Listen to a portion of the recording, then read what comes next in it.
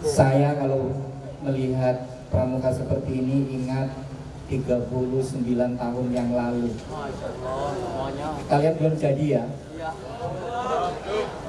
Kalian belum jadi.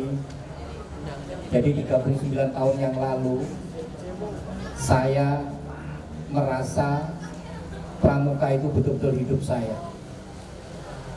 Saking cintanya dengan pramuka, kalau lebaran itu saya pakai baju pramuka. Saking cintanya dengan pramuka. Dan dari pramuka itulah membentuk karakter saya menjadi seperti ini, dengan capaian seperti ini. Adik-adik yang tercinta, sebelum saya menyampaikan materi, saya ingin perkenalkan dulu. Nama saya Arif Jauhar Tontowi. Arif Jauhar Tontowi. Rumah saya dekat dari sini, di Jalan Nuri nomor 22, yang ada rental mobilnya itu rumah saya. Saya lahir di Jember tahun 69, tanggal 5 bulan Juni.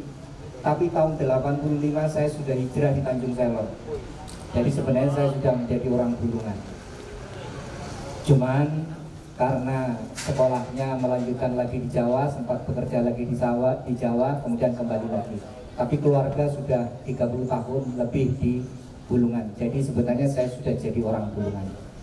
Pendidikan saya yang terakhir S3 Manajemen dari Universitas Brawijaya Malang. S2-nya dari 11 Maret Solo. S1-nya dari 2 perguruan tinggi, Universitas Muhammadiyah Malang dan Universitas Negeri Malang. Saya S1 bisa kuliah 2, tapi juga sambil bekerja. Yang membentuk kemauan saya, keberanian saya, ketangguhan saya adalah di pramuka. Maka saya percaya kalau dengan perkemahan hari ini adalah perkemahan karakter, ini benar-benar akan memoles karakter kalian untuk menjadi lebih baik. Adik-adikku yang tercinta, pekerjaan saya ini bukan flexing ya, ini bukan flexing, sekedar update status ya. Yang pertama, saya sebagai koordinator konsultan di Balai Penjaminan Mutu Pendidikan Provinsi Kalimantan Utara dari Kementerian Pendidikan dan Kebudayaan, Pendidikan, Kebudayaan dan Ristek, yang kantornya di sampingnya Senyum 5000 itu ya, dekatnya depannya DPRD. Itu pekerjaan yang pertama. Pekerjaan yang kedua, saya sebagai dosen di Universitas Muhammadiyah Berau dan di program Pasca Sarjana atau S2 di Universitas Terbuka. Pekerjaan yang ketiga ya, keempat, sebagai komisaris di Bank PT BBR Bank Bulungan yang kantornya depannya Kodim itu. Pekerjaan kelima ya, kelima, sebagai ketua 2 Basnas Provinsi Kalimantan Utara. Basnas ini lembaga negara ya, bukan lembaga swasta, bukan organisasi masyarakat. Banyak orang tidak tahu bahwa Basnas itu adalah lembaga negara non struktural, lembaga pemerintah non struktural.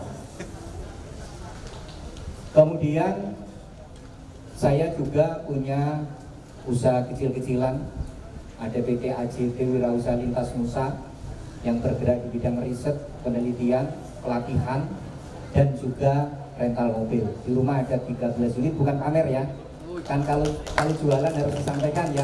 Nah, kalau kalian mau pinjam mobil ke kakak itu lepas kunci di rumah. Itu sekedar sebagai perkenalan. Jadi setiap hari saya harus memikirkan 7 kantor. Senin sampai Jumat berpikir di 7 kantor. Dan ternyata bisa.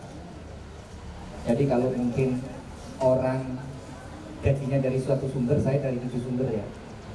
Jadi 7-7-nya gitu. Kalau di Dinas Pemberdayaan Perempuan itu saya sebagai tenaga ahli mediator di UPTD PPA, Unit Pelaksana Teknis Daerah Perlindungan Perempuan dan Anak. Kalau ada masalah, konflik, pertengkaran, kekerasan, ditinggal selingkuh sama pacar, itu tugas saya untuk memediasi. Kalau ada perceraian, rebutan waris, rebutan anak, itu tugas saya di UPTD PPA untuk menjadi mediator. Kemudian saya suka menulis, sudah 19 buku yang sudah terbit, 7 jurnal internasional, 4 jurnal nasional. Ada beberapa kegiatan sosial yang juga saya ikuti di MUI, kemudian di Ganas Anar, Gerakan Nasional Anti Narkoba, dan beberapa kegiatan lain. Itu sekedar sebagai satu perkenalan dari saya untuk adik-adik tercinta ya. Baik, adik-adikku, hari ini kita akan belajar tentang mencegah pernikahan anak. Ya, tahu usia anak, usia dari berapa sampai berapa dikatakan anak? Berapa? Sampai sebelum berumur 18 tahun. Oh iya, luar. Tepuk tangan. Tepuk salut. Salut. Salut. Oh iya, diulangi ya. Tepuk salut. Salut. Salut. Oke. Baik ya. Adik-adikku, ada data menunjukkan bahwa betapa pentingnya kita berbicara tentang masalah pencegahan pernikahan usia anak. Ada indikator dari Bangga Kencana. Bangga Kencana itu adalah pembangunan keluarga kependudukan dan keluarga berencana dari BKKBN. Ada data di sana yang terkait dengan MUKP. MUKP itu singkatan dari median usia kawin pertama. Secara nasional, data tahun 2021, pemerintah mempunyai target usia pernikahan itu 20,7. Tapi realisasinya ternyata 22 tahun. Jadi rata-rata secara nasional perempuan, khususnya kepada perempuan, itu menikah di usia 22 tahun. Jadi melebihi targetnya. Kita bersyukur. Kenapa kok kita bersyukur? Nah, jawabannya itu nanti. Kemudian bagaimana dengan yang ada di Kaltara? Ternyata data di Kaltara itu di bawah dari target nasional, yaitu 20,2. Kalau di Kaltara itu 20,2 tahun itu perempuan rata-rata menikah. Bukan rata-rata ya, median. Tahu median? Tahu. Apa median? Siapa bisa? Nilai tengah. Nilai tengah. Jadi karena ini yang dihitung itu ada nilai minimum dan maksimum, kemudian diambil nilai tengah.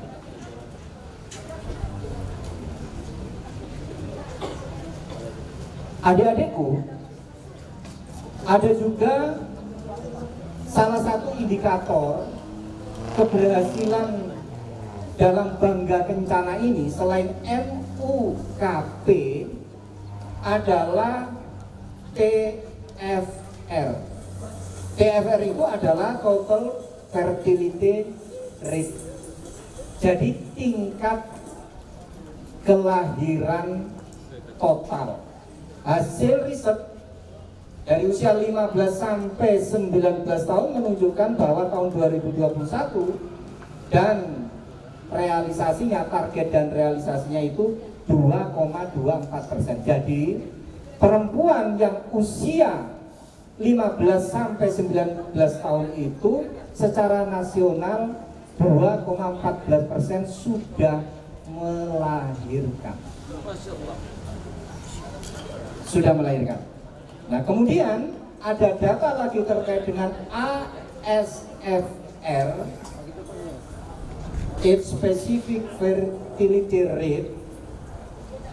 Secara nasional targetnya itu 18 kelahiran setiap 1000.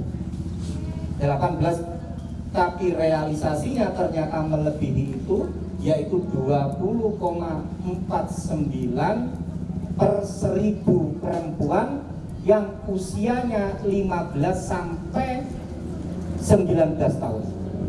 Padahal menurut undang-undang perkawinan yang baru, usia boleh menikah itu usia berapa?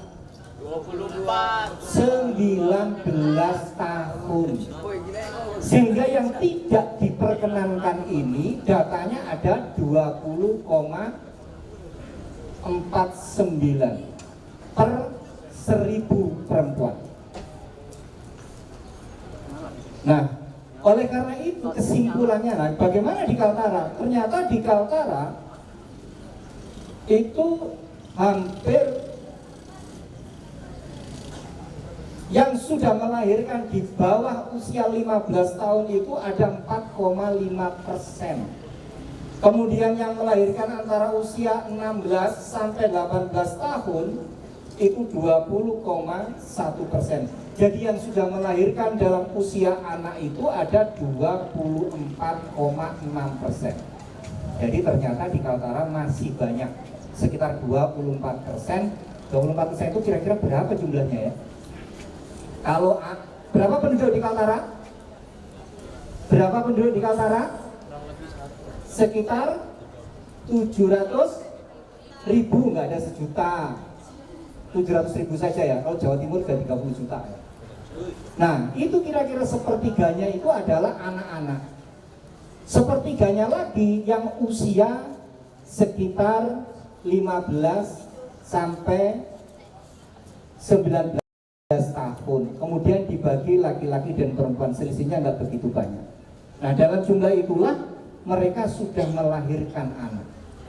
Jadi masih banyak anak-anak yang usianya anak-anak di Kaltara itu sudah melahirkan.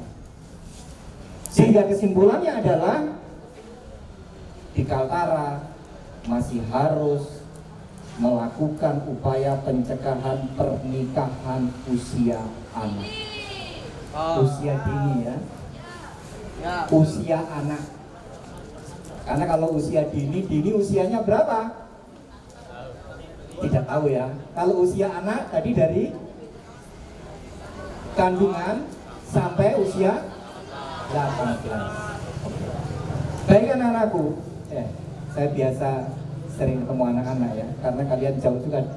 Anak saya itu yang paling kecil sudah lulus S1, yang besar sudah lulus S2, yang nomor tengah-tengah sudah menikah.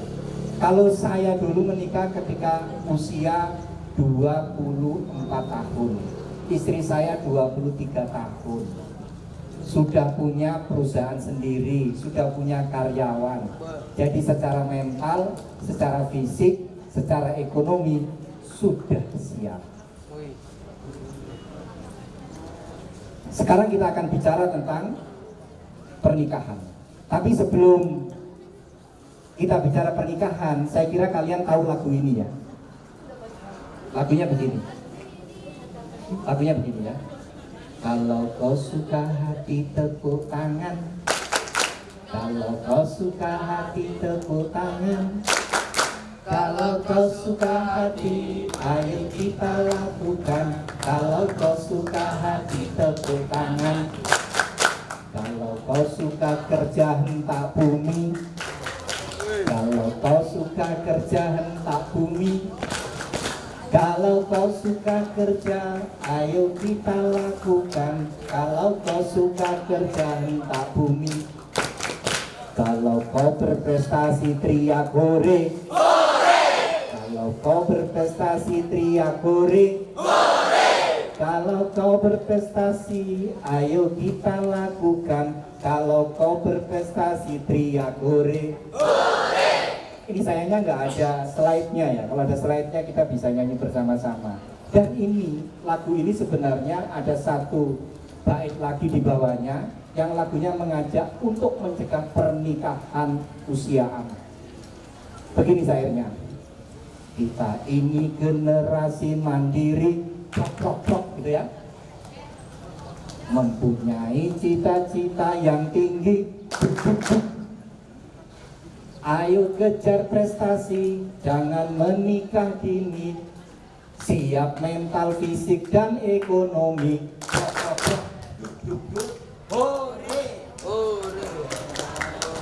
Kalian yang merespon tepuk tangannya sama hentak buminya sama horinya ya? Tapi saya berharap kalau bisa sambil mengikuti ya, biar nggak ngantuk ya. Oke. Kalau kau suka hati tepuk tangan, sambil nyanyi ya. Kalau kau suka hati tepuk tangan, kalau kau suka hati, mari kita lakukan. Kalau kau suka hati tepuk tangan, kalau kau suka kerja hentak bumi. Kalau kau suka kerja hentak bumi, kalau kau suka kerja, ayo kita lakukan. Kalau kau suka kerja hentak bumi, kalau kau berprestasi teriak hore. Kalau kau berprestasi teriak hore. Kalau kau berprestasi, ayo kita lakukan. Kalau kau berprestasi teriak hore. Kita ini generasi mandiri, mempunyai cita-cita yang tinggi. Ayo kejar prestasi, jangan menikah dini. Siap mental, fisik, dan ekonomi. Oke, terima kasih.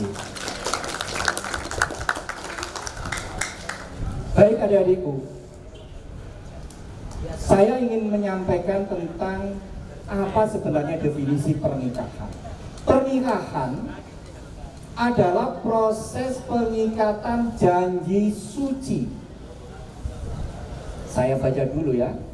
Janji suci antara laki-laki dan perempuan, ibadah yang mulia dan suci. Pernikahan tidak boleh dilakukan sembarangan, karena ini merupakan bentuk ibadah terpanjang dan dapat dijaga hingga maut memisahkan. Yang pertama, ada kata-kata pernikahan itu adalah sebuah proses yang suci.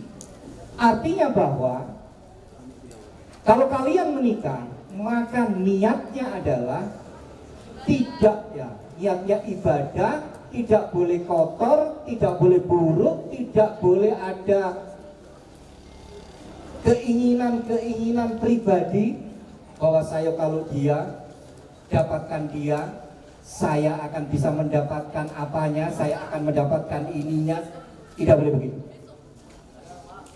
Sekarang kalau saya mau bertanya, kenapa orang mau menikah? Kenapa kalian menerima dia ketika apa ya, kalau anak muda istilahnya melamar ya? Kenapa mau dan kenapa menerima? Karena cinta. Saya akan mengajarkan tentang cinta adik-adik. Cinta adalah ekspresi kasih sayang yang bersumber dari segala bentuk kebaikan.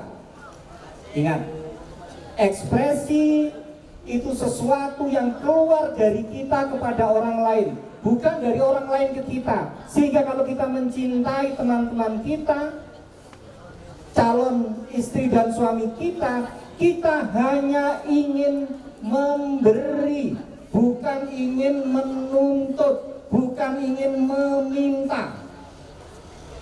Karena dia ekspresi kasih sayang. Kasih sayang itu apa?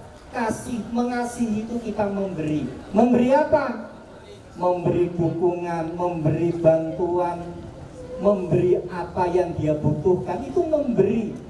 Nah kalau sayang itu adalah menjaga dan melindungi. Jadi kalau kita bilang sayang, berarti kita harus menjaga dan melindungi. Kita tidak rela kalau orang yang kita sayangi itu sakit, dia menangis, kita tidak rela. Dia tidak berhasil, kita tidak rela. Dia menderita, kita tidak rela. Maka kalau justru kehadiran yang membuat kita menderita, itu berarti bukan sayang. Begitu ya? Jadi mencintai itu hanya untuk memberi. Siapa yang sudah punya pacar? Angkat tangan. Tidak apa-apa. Tapi yang perlu dibicarakan adalah bahwa cinta itu hanya untuk memberi. Kenapa bisa putus? Kenapa mereka yang sudah berumah tangga itu bisa bercerai? Karena dia menuntut. Harusnya ketika dia sudah menikah, dia kedua belah pihak itu sama-sama saling hanya ingin untuk memberi. Saya tidak peduli kamu menjadi miskin, saya tidak peduli kamu menjadi tua, saya tidak peduli kamu berubah bentuknya, saya tidak peduli, saya hanya ingin mencintai kamu dan saya hanya ingin memberi. Sepakat? Sepakat. Kalau begitu nggak ada kata putus. Makanya saya itu menyukai calon istri saya, mantan pacar itu sejak SMP saya sudah suka. Ada di dalam mobil mungkin. Sudah suka, tapi kalian berbeda dengan saya. Saya jabatan tangan itu ketika saya sudah bertunangan, ketika saya sudah kuliah. Jadi rasa suka itu kita tidak bisa ya. Itu akan datang dengan sendirinya. Tapi saya jabatan tangan dengan dia itu ketika saya bertunangan kira-kira di semester 5. Semester 5 bertunangan lah, itu baru saya jabatan tangan. Jadi kalau ketemu betul-betul jaga jarak. Jadi itu prinsipnya cinta. Jadi itulah pernikahan adik-adikku. Pernikahan itu adalah sebuah proses yang suci, sehingga tidak boleh ada niat-niat yang tidak baik, ada rencana yang tidak baik. Nah, pernikahan itu tujuannya adalah untuk membangun rumah tangga. Rumah tangga adalah tempat untuk mendukung tercapainya cita-cita. Nah, sekarang saya mau tanya, pasti kalian punya cita-cita ya? Ketua, siap. Apa cita-citamu? Siap, mau menjadi polisi. Menjadi polisi. Berarti setelah ini, setelah SLTA akan ikut pendidikan polisi ya? Mudah-mudahan terima di Akpol ya. Oke. Apa cita-citamu, Mbak? Siap, saya ingin menjadi kuat. Apa? Kuat.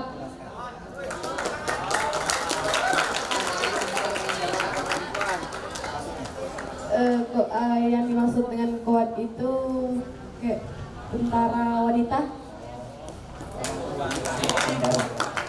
Jadi setelah ini kalian juga akan pendidikan lagi, sekolah lagi ya.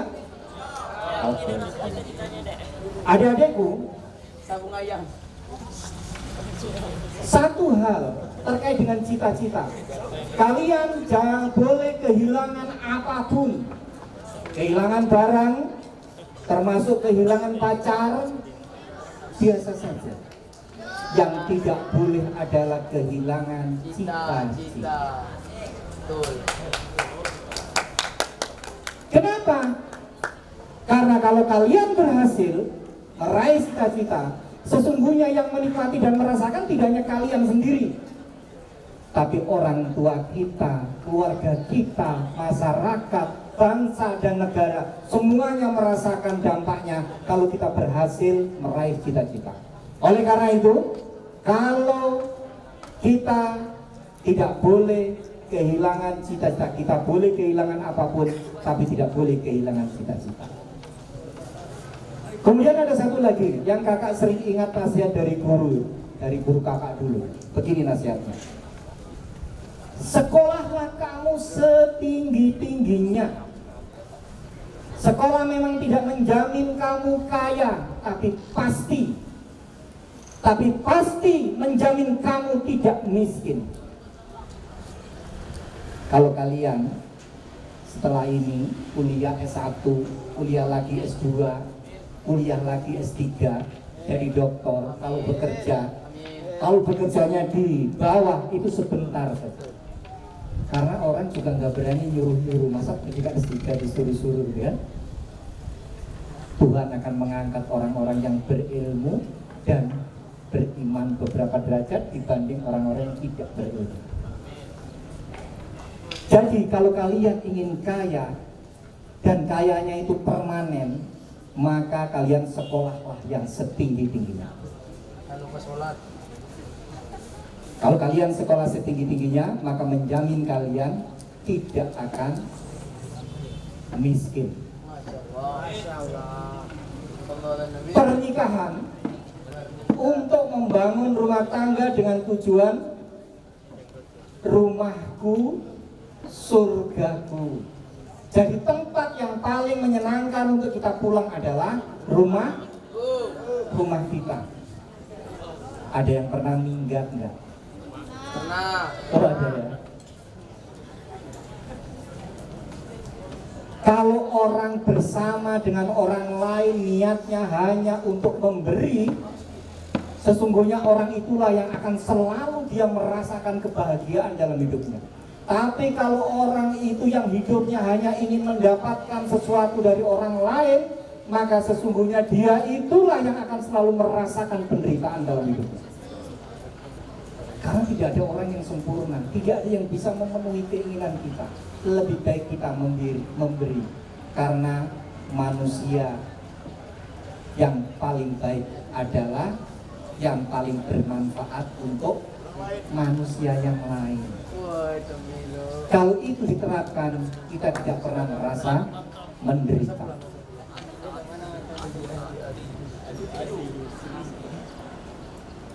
Selamat sore.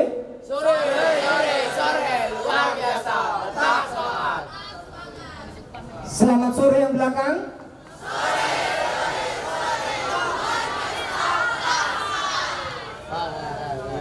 Kita lanjutkan ya.